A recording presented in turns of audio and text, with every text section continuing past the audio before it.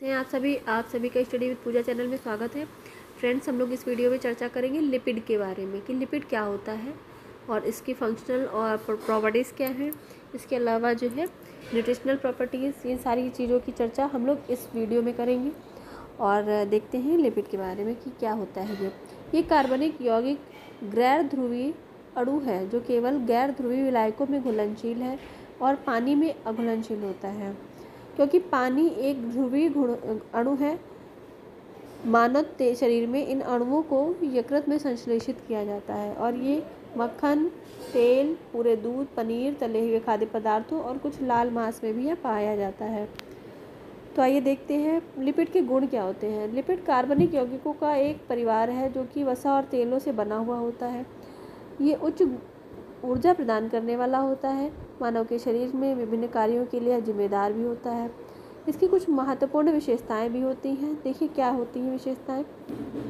Lipid यौगिकों का एक वर्ग होता है जो कि अध्रुवीय विलायक मतलब तेल, मोम, ऐसे इन सब चीज़ों में घुलनशील है तथा जल में यह अघुलनशील होता है।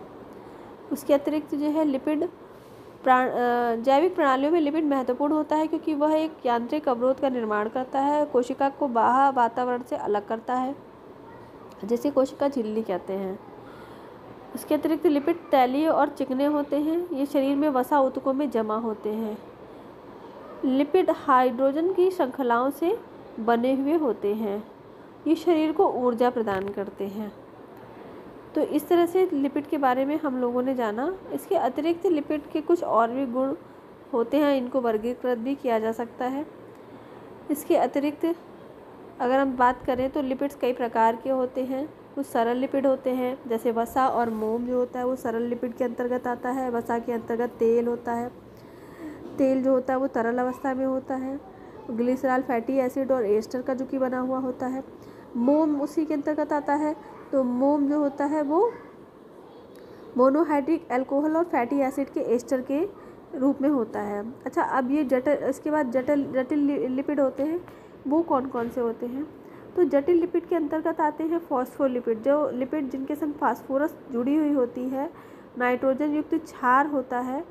तो इस तरह के लिपिड फास्फोलिपिड के अंतर्गत आते हैं। इसके अतिरिक्त ग्लाइकोलिपिड कहलाता है, जिसमें ग्लाइकॉल साथ में जुड़ जाता है, तो वो ग्लाइकोलिपिड कहलाते हैं। इसके अतिरिक्त कुछ अन्य भी जटिल लिपिड के अंतर्गत आते हैं, जैसे सल्फोलिपिड, अमीनोलिपिड इत्यादि। तो इस तरह से लिपिड का वर्गीकरण अगर किया जाए तो वो कई प्रकार के होते हैं। अब बात आती है कि लिपिड को दो भागों में और बांटा जा सकता है, जैसे संतृप्त वसा में और असंतृप्त वसा में। तो देखिए, संतृप्त वसा वह वसा होती है जो कि कमरे के तापमान पर जमी हुई अवस्था में पाई जाती है। तो उसके भी कुछ रासायनिक कारण होते हैं जिसकी वजह से वो जमी हुई होती है। इसके अतिरिक्त जो है दूसरी वसा है वो असंतृप्त वसा होती है। असंतृप्त वसा वह होती है जो कमरे के तापमान पर लिक्विड अवस्था में होती है, जैसे कि तेल वगैरह हैं, ये जो होते हैं ये लिक्विड अवस्था में होते हैं, जमे हुए नहीं होते, तो ये असंतृप्त वसा होती है।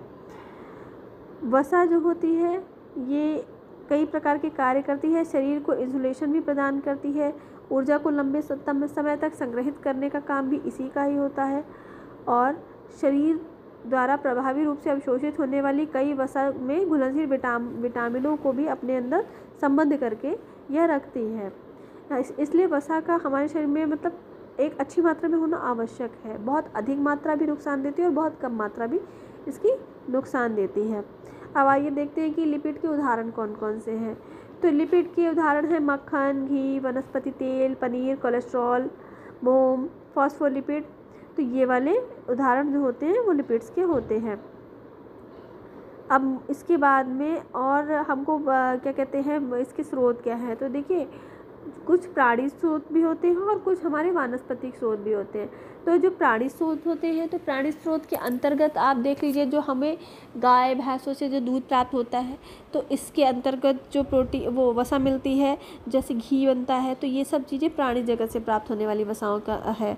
इसके अतिरिक्त वनस्पति जगत से है, नारियल का तेल हो गया, गेहूँ का तेल, गेहूँ के अंकुर का तेल हो गया, और सरसों का तेल हो गया, मूंगफली का तेल हो गया। तो ये सारे जो स्रोत हैं ये हमारे वनस्पत जगत से प्राप्त होने वाले हैं, जैसे सूरजमुखी हो गया, सोयाबीन का तेल हो गया, तो ये सभी वनस्पति जगत से प्राप्त होने वाले तेल होते हैं। प्राणी जगत में एक मछली का तेल भी बहुत फेमस है, जिसमें ओमेगा 3 ओमेगा 6 फैटी एसिड भी पाए जाते हैं। तो इस तरह से मछली का तेल भी इसमें उपयोग में लाया जाता है, जिसका उपयोग बहुत सारी दवाइयों में होता है। तो इस तरह से हमने जाना कि वसा हमारे शरीर में इम्पॉर्टेंट है और उसका रोल हमारे शरीर में क्या है और उसके सोर्सेज क्या हैं। तो इस वीडियो में हम लोग ने ये जाना है। इसके साथ साथ में आगे अगले वीडियो में हम लोग चर्चा करेंगे कि वसा का चयापचय कैसे होता है, हमारे शरीर में अवशोषित कैसे होती है, और आगे की क्रियाएं जो हैं वो हम लोग इसमें जानेंगे अगले वीडियो में। ओके, इसी के साथ मैं अपनी वीडियो को यहीं पे समाप्त करती हूँ। धन्यवाद।